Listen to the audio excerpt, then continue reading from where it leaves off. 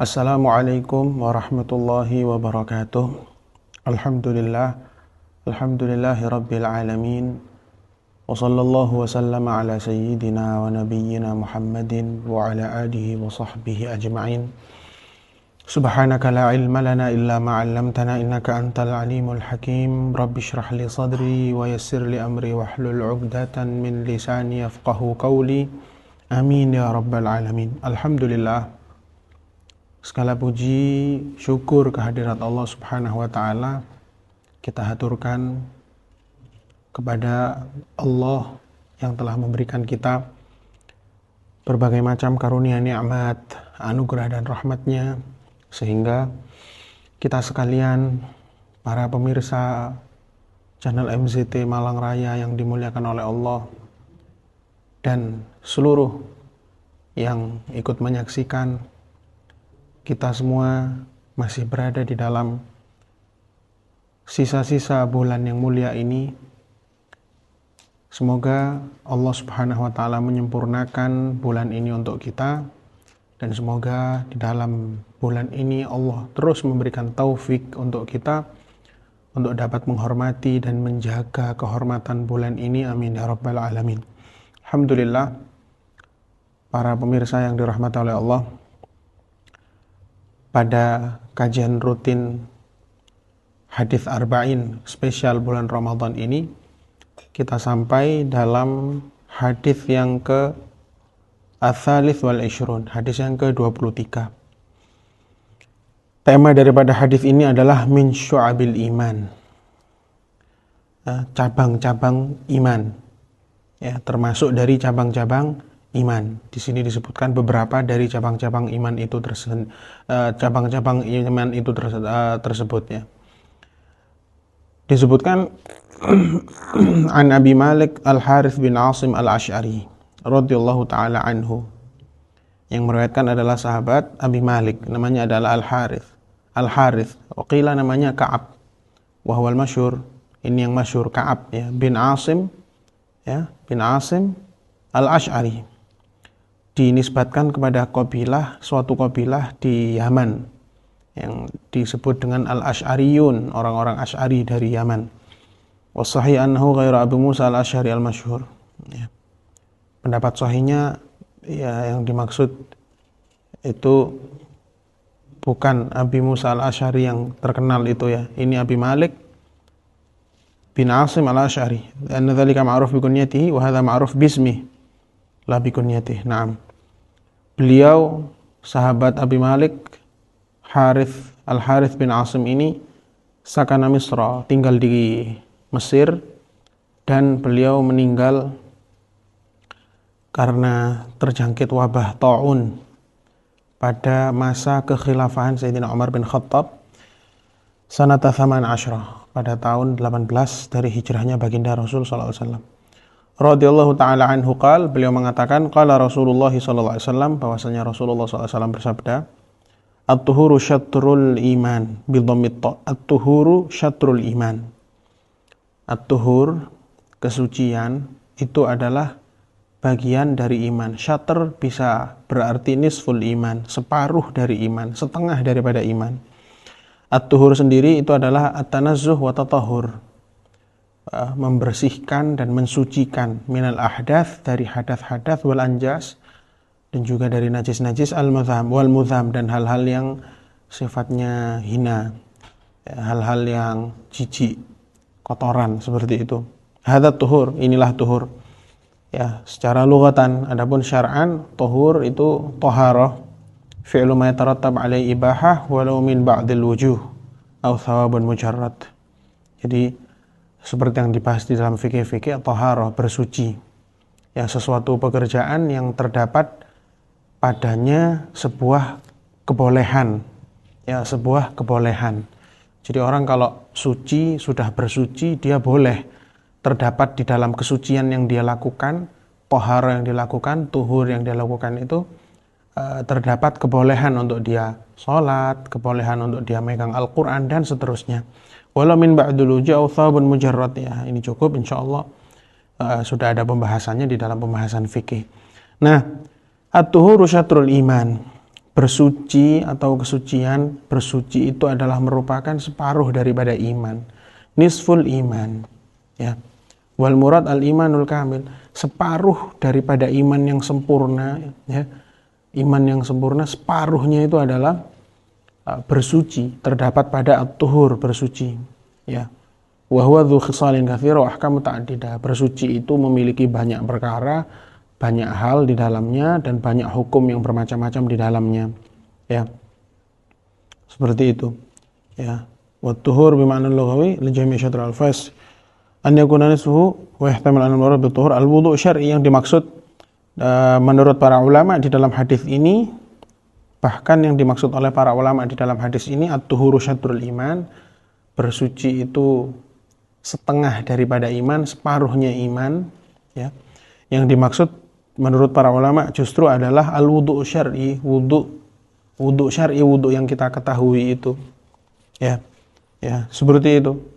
Ya, jadi wudu wudu yang sudah kita ketahui, al-wudu syar'i, itu merupakan separuh daripada iman. Karena apa? Likathrati thawabihi, ya, juz'un min ajza'il iman. Karena dia likathrati thawabihi, banyaknya pahala, ya, banyaknya pahala yang didapatkan ketika seseorang itu berwudu. Sehingga wudu itu merupakan bagian daripada bagian-bagian iman. Wa yu'ayyadu hadzal ihtimal hadits Ibnu Majah. Di dalam hadis lain yang menguatkan tentang makna bahwasanya wudu itu adalah separuh atau bagian daripada iman adalah hadis isbaghul wudu. Hadis yang menjelaskan tentang menyempurnakan wudu, ya, menyempurnakan wudu, ya. Ya, jadi al-wudu syatrul iman. Bahkan di dalam hadis Tirmidzi diriwayatkan bukan tuhur syatrul iman, tapi al-wudu syatrul iman. Ya, jadi bisa kita ambil kesimpulan bahwasanya di sini bersuci itu bagian dari iman, separuhnya iman yaitu wudu. Ya, disebutkan di dalam suatu hadis riwayat bahwasanya Rasulullah SAW bersabda, innal abda idza tawadda'a fatamatmadha azhaballahu bikulli dhanbin asabahu bihi. Sesungguhnya apabila seorang hamba itu berwudu lalu dia berkumur, maka Allah akan hilangkan seluruh dosa-dosa yang diperbuat oleh lisan, oleh mulutnya. Dosa-dosa yang dilakukan oleh mulutnya, lisannya, dan sekitar mulut itu. Fa idza stansyaqa, apabila seorang hamba menghirup air ketika berwudu dengan hidungnya, menghirup air, memasukkan air ke hidungnya, azhaballahu bikulli dhanbin asabahu bi anfihi. Kemudian Allah akan menghilangkan dosa-dosa yang dosa-dosa tersebut terjadi atau dosa-dosa tersebut diperbuat oleh hidungnya, ya. Fa idza ghassala wajhahu adzaballahu bikulli dhanbin asabahu biwajhi. Ketika seorang hamba wudu membasuh wajahnya, Allah akan menghilangkan dosa-dosa yang menimpa pada wajah tersebut. Kemudian fa idza ghassala yadayhi, kalau membasuh kedua tangannya, adzaballahu bikulli dhanbin asabahu biyadayhi. Allah akan menghilangkan seluruh dosa-dosa atau menghapuskan seluruh dosa-dosa yang menimpa kedua tangannya, maksiatnya kedua tangannya. Wa idza masaha ra'sahu, kalau apabila dia mengusap kepalanya, Allah akan menghilangkan dosa-dosa yang menimpa kepalanya, dosa-dosa yang ada yang terjadi pada kepalanya. Fa idza ghassala rijlaihi, kalau membasuh kedua kakinya, Allah akan menghilangkan adzaballahu bikulli dhanbin asaba rijlaihi, akan Allah hilangkan dosa-dosa yang menimpa kedua kakinya, ya. Kemudian disebutkan juga bahwasanya sangat-sangat disunahkan untuk menjaga wudu, ya, muhafadzah 'alal wudu, atau istilahnya itu dawamul wudu, ya. Itu sangat-sangat disunahkan dan ditekankan di dalam Islam. Kenapa? Ada sabdanya Rasul SAW yang menjelaskan, ya, dan ini diriwayatkan di dalam kitab Kanzul Ummal dan juga diriwayatkan oleh Imam Al-Baihaqi. Disebutkan bahwasanya Rasulullah SAW bersabda, ya Anas, wahai sahabat Anas, wahai Anas, in istata'ta an takuna abadan ala wudu faf'al. Kalau engkau bisa terus untuk jadi kalau engkau bisa terus dalam keadaan berwudu, faf'al, maka lakukanlah, ya, usahakanlah untuk terus di dalam keadaan berwudu. Fa inna malakal maut Karena sesungguhnya malaikat maut, malaikat Israil, idza qabadha ruha 'abdin, apabila malaikat maut itu mencabut ruh seorang hamba, wa huwa ala wudu, dan dia masih dalam keadaan berwudu, kutibat lahu syahadatuh, maka kutibat lahu syahadah, maka akan dicatat orang tersebut seperti mendapatkan peringkat atau seperti mendapatkan karunia syahid di sisi Allah Subhanahu wa taala. Sangat besar fadilah di dalam berwudu. Kemudian disebutkan di dalam hadis ini walhamdulillah tamlaul mizan, dan kalimat alhamdulillah, kalimat alhamdulillah, lafadz ini tamlaul mizan, bisa memenuhi timbangan, ya. Bisa memenuhi timbangan, bisa memberatkan timbangan, ya. Sesungguhnya ya yang yuzanu sahaif al-mustamil 'alaiha. Sesungguhnya timbangan yang dimaksud ini adalah timbangan kelak mizan di hari kiamat. Ya, mizan, ada istilah nanti di hari kiamat itu mizan, yaitu kafatan azimatan, dua timbangan, dua neraca yang besar, itu untuk 'alaiha amalul khalaik, yang diletakkan di atas dua neraca tersebut amal-amal perbuatan seluruh makhluk, kebaikan dan keburukan, dan ditimbang mana yang lebih berat. Nah, subhanallah, kalimat alhamdulillah, lafadz ini sendiri, ucapan ini saja satu alhamdulillah dapat memberatkan timbangan tersebut. Ya. Coba kita lihat betapa besarnya timbangan tersebut, bagaimana akan bisa menang amalan-amalan kebaikan kita. Kalau amalan kebaikan kita hanya sedikit dan umur kita pendek, tapi Allah berikan kelebihan untuk kita dengan ucapan alhamdulillah, kata Rasulullah, tamlaul mizan, bisa memenuhi satu timbangan, ya. Kemudian wa subhanallahi walhamdulillah tamla'ani atau tamla'u ma bainas sama'i wal ard, dan ucapan subhanallah dan alhamdulillah, kalau alhamdulillah saja itu bisa memenuhi satu timbangan, tapi kalau subhanallah dan alhamdulillah, subhanallah walhamdulillah, itu dapat kedua kalimat ini tamla'ani, dapat memenuhi, atau tamla'u, ini ada sebuah keraguan dari perawi, entah tamla'ani atau tamla'u ketika mendengar dari Rasulullah SAW. Jadi keduanya ini bisa memenuhi timbangan, yang mana timbangan itu besarnya ma bainas sama'i wal ard. Timbangannya ini dikatakan timbangan itu besarnya seperti langit dan bumi, ya. Dan ucapan subhanallah alhamdulillah dapat memenuhi antara langit dan bumi, sebesar itu, ya. Kemudian ya,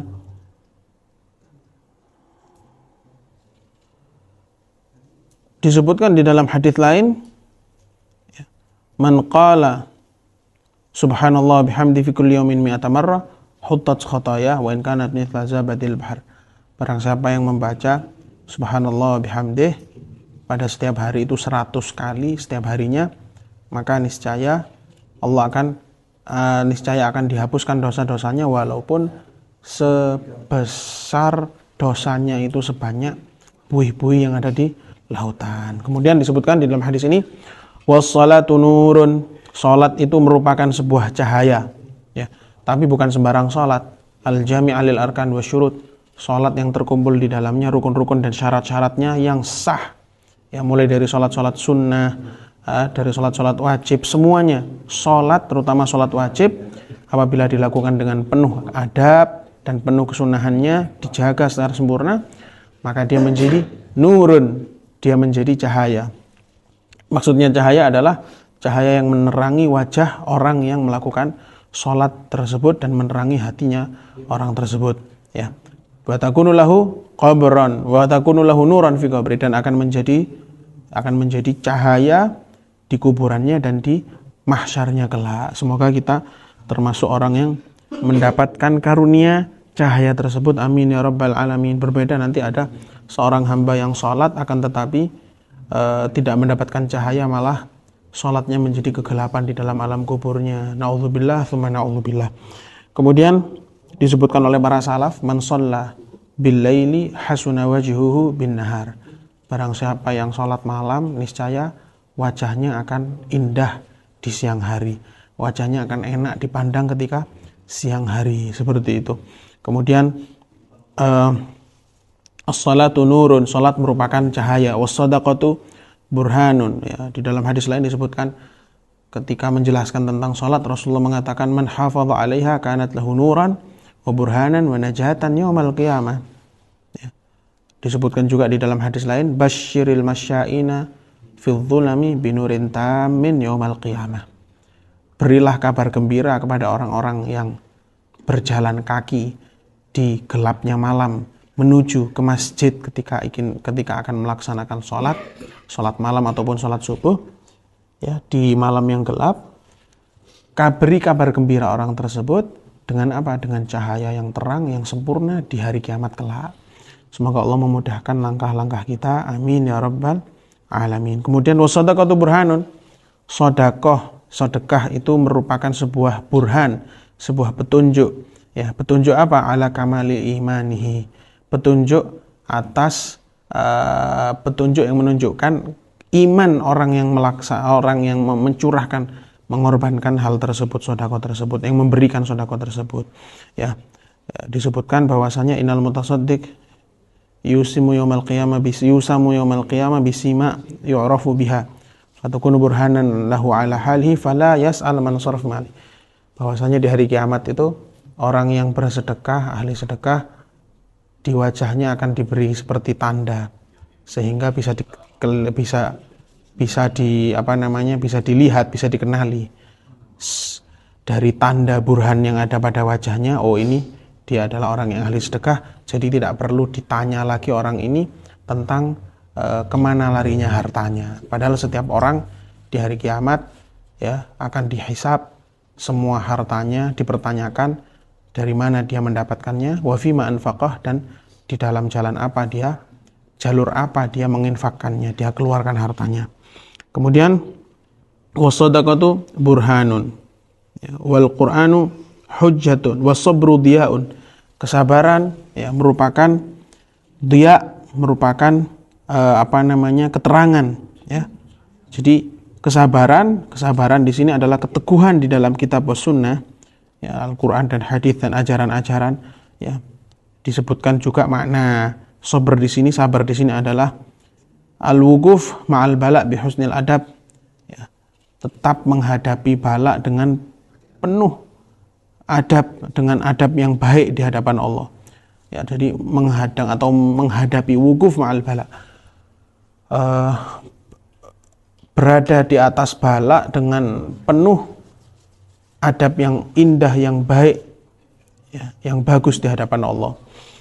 Dikatakan juga bahwasanya sabar itu adalah adamun nufur minal maqdur, tidak lari dari sesuatu yang sudah ditakdirkan, atau habsun nafs, ya, mengekang diri, ya, mengekang diri alal ibadat, atas suatu ibadah atas ibadah, wa masyaqiyah, dan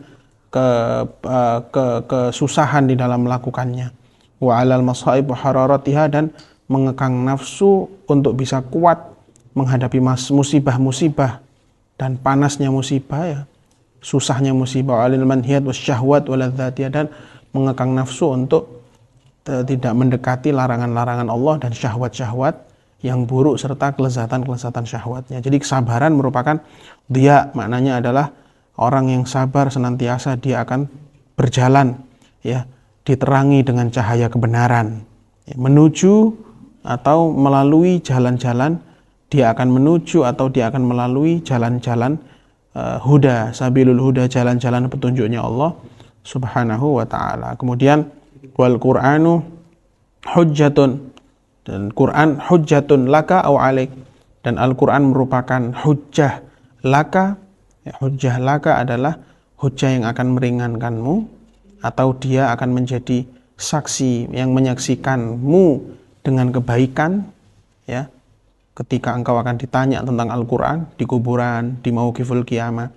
Bagaimana keadaanmu dengan Quran? Wa ma imamuk, apa imam kalian? Ya, akan dijawab Al-Qur'anu imami, Al-Quran adalah imamku.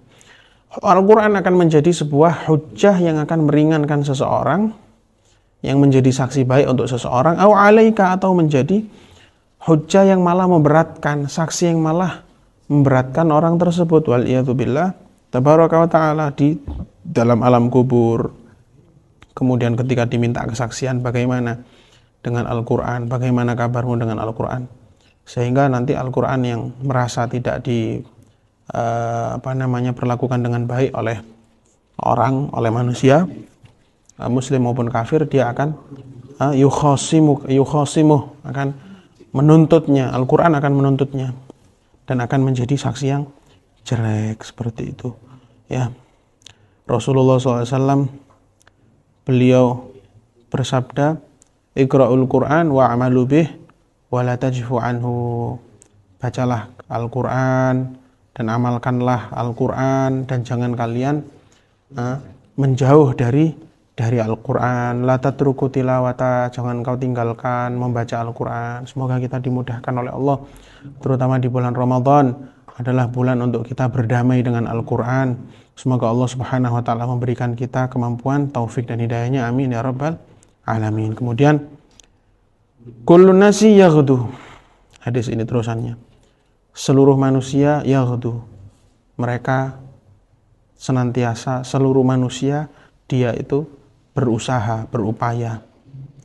Faba'i'un nafsahu famu'tikuha au mubikuha. Ada di antara manusia itu ibarat dia menjual dirinya.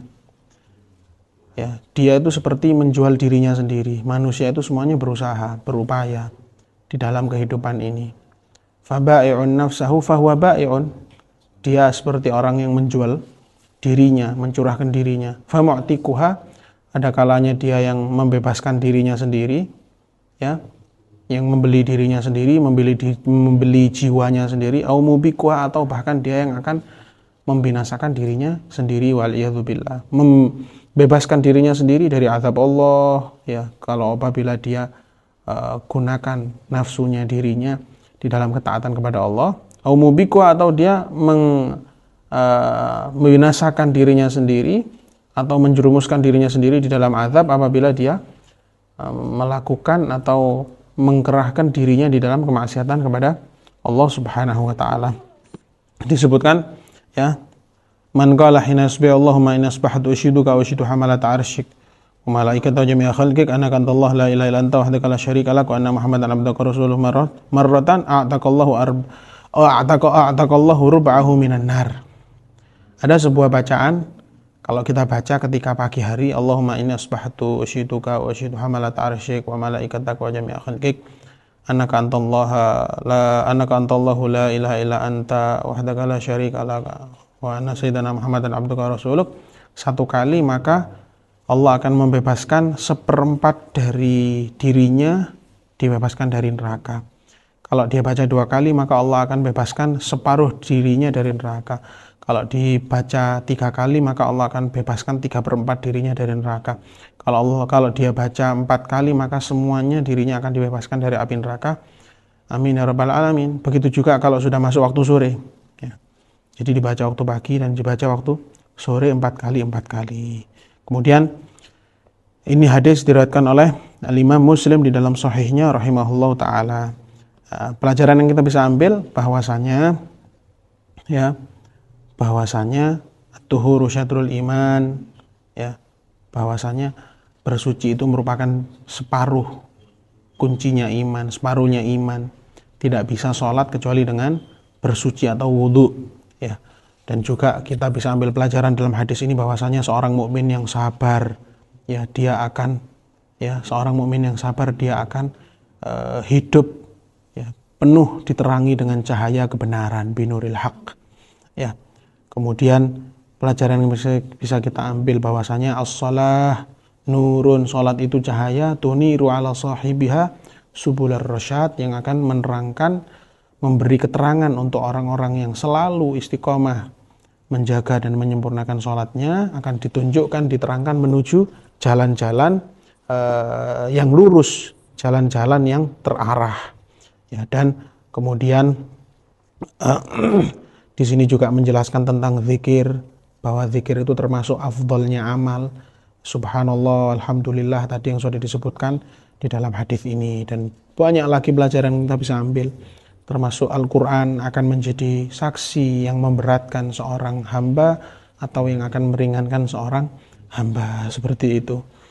Kemudian pelajaran terakhir, dan ini sangat harus kita perhatikan terutama di bulan Ramadan, bahwasanya kita tidak boleh sembrono di dalam membaca Al-Quran dan mengamalkannya.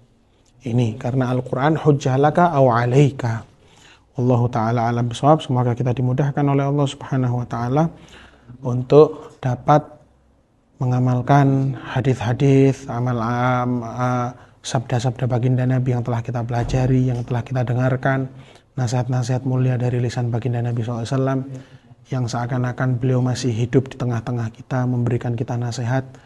Amin ya rabbal alamin. Dan semoga Allah panjangkan usia kita dalam keadaan yang baik, sehat afiat, istiqamah, terus dapat menjalankan bulan Ramadan ini dalam keadaan yang diridhai oleh Allah. Amin ya rabbal alamin. Wassallallahu ala sayyidina Muhammadin wa ala alihi wasallam. Alhamdulillahi rabbil alamin. Assalamualaikum warahmatullahi wabarakatuh.